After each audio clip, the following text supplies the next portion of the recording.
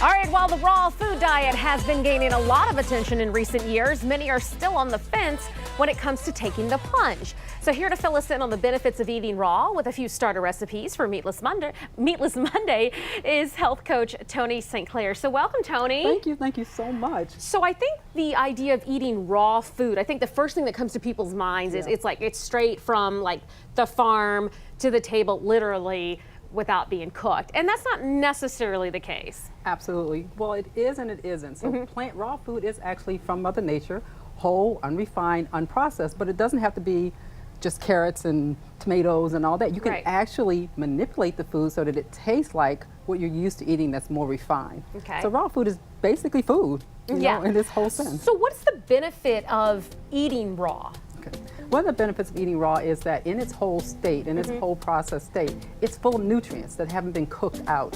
Okay. Generally, when food is cooked to about 118 degrees, those nutritional benefits, those enzymes that help you digest the food, that help you nourish your cells, get cooked out. So it's difficult for your body to really get the nourishment that you need. So that's one of the benefits. And it also helps you with energy and losing weight and health management. That's good. And with the digestive system. Absolutely. All right, so let's get started. You brought here today a little soup. Yes. Okay, now this is a ginger carrot coconut soup? Yes, delicious. You can do this in a blender. So the secret ingredient for this is a young coconut. I don't know if anybody's ever seen it. It's a Thai coconut, and inside you'll see there's some white meat in there. It's a young coconut, and the water is sweet. So that's the base, so you don't have to use sugar.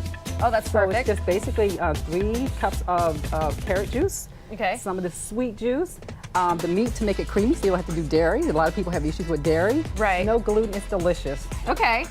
Now, do you heat this up? And if so, how warm do you heat it? You can heat it to about 118 degrees, but if you serve it at room temperature, most people will be okay with it. But you don't want to heat it over 118 because then, we have a napkin here for you, you lose all the benefits. Man, that is so sweet. It's not, see? That is really good. And Toni told me there's no double dipping, so I can't take another sip. No. But that's delicious. Yeah. Okay. So, and that's no processed sugar at all. That's just the water, the sweet water from the young coconut. Now, I know you called that a soup, but I would just drink that like a smoothie. Absolutely. I would just drink that like a smoothie or something. It tastes really refreshing. Yeah, it is. That would be great after a run or something. Oh, yeah, particularly since it has the coconut. the water, all the electrolytes. That's good. Very good. Okay, so what's up next? Next is not tuna pate. Okay. And it's nothing, no animal flesh in there at all. It's made of, the base is almonds and sesame seeds. Okay. It's pH balanced because mostly nuts and seeds can be acidic to the body. Almonds are the only nuts that are alkalizing. I did not know that. Yeah. Okay. Yeah. So if you have an ulcer, you'll want to eat more almonds and less other types of nuts? Well, yeah. Ulcers involve other things, but yes, you want to make sure that you eat more alkalizing food overall. Right, because it'll neutralize things.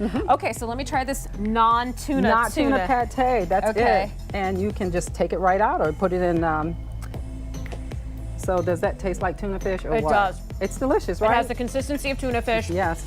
And it tastes like a good tuna fish sandwich. And this is why I love what I do when I'm transitioning my clients to the raw food program.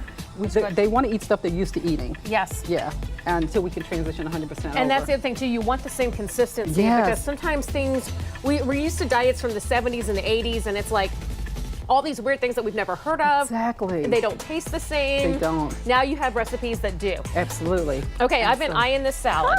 So this is pad thai. Traditional pad thai can be full of refined fats and sugars and all that. And so this is a healthier version. The secret ingredient for this is kelp noodles. Okay. Kelp noodles are full of minerals.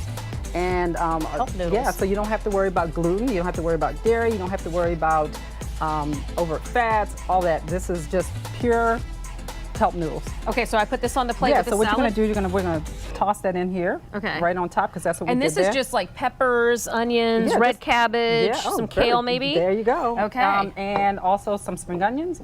Ooh, and then what we're going to do is just toss a little bit of this on top. And that's what is that this again? This is the pad thai sauce, which is made, it has delicious stuff. We have the young coconut again as a secret ingredient.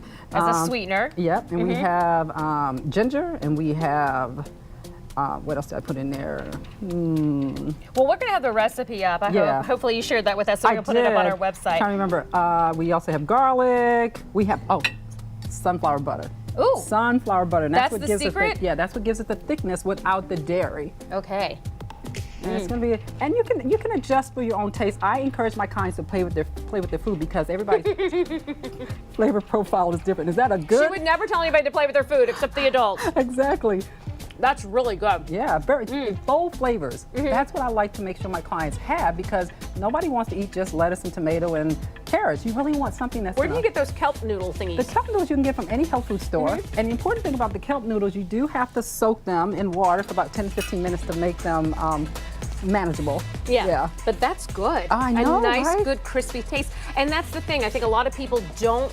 First of all, they think raw. They think, okay, we just cut it off from the butcher and now we're eating it. No, that's not the case. Not at all. And they think that they're not going to have the same consistency with their food or the flavor. Exactly. Well, I've been trained as a raw food chef to make sure that you don't miss any of the consistency, the texture, the taste, Because that's and all so that. important to people that my they have the same gosh. consistency. And I like to meet people where they are. So if you're telling me I miss my meat, then I'm going to say, okay, let's see if we can manipulate something. If you're saying that I'm going to miss my dairy, then I can make almond milk or cheese. But that coconut right there is to die for. I love that. Amazing. And a lot of times you can just go and get one of these and crack it open and just drink the water. I eat really, and it's delicious, refreshing after you work out. Yep. And that's It's what a I nice do. treat at nighttime in place of ice cream. Absolutely. All right, Yeah. Toni St. Clair, thank you so much for being Oh my here with gosh, us. thank you. Again, the website address? Is www.trueselftotalhealth.com. All right, thanks, Yeah. Toni. We appreciate you.